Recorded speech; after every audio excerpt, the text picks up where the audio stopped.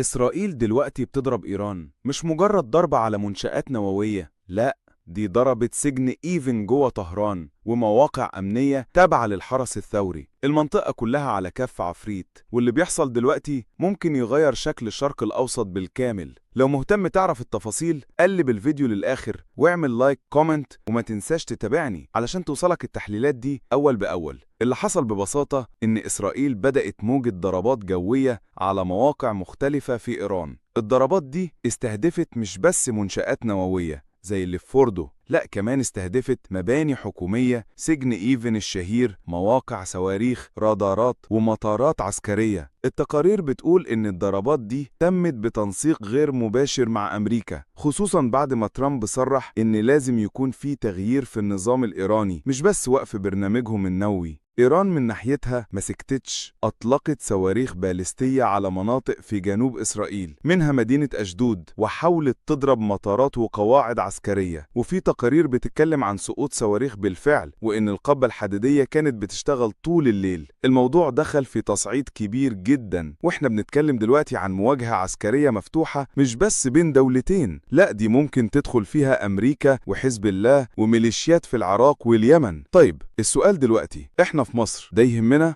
طبعا، لأن أي تصعيد في الخليج أو إيران بيأثر على قناة السويس، وبيأثر على أسعار البترول والاقتصاد المصري عموما. كمان في خطر مباشر من إن الصراع ده يوصل حدودنا أو يخلق حالة عدم استقرار في المنطقة كلها، وده معناه إن مصر لازم تفضل متابعة المشهد ومستعدة لأي تطور. السؤال اللي لازم نسأله، هل إسرائيل ناوية تكمل في التصعيد، ولا إيران هترد رد أكبر ويفتح باب لحرب مفتوحة؟ اكتب لي رأيك في الكومنتات. هل شايف اللي بيحصل بداية حرب أكبر، ولا مجرد رسائل ضغط متبادلة؟ ما تنساش تعمل لايك وسبسكرايب عشان تتابع معايا التحليلات الجاية، واللي جاية أخطر بكتير.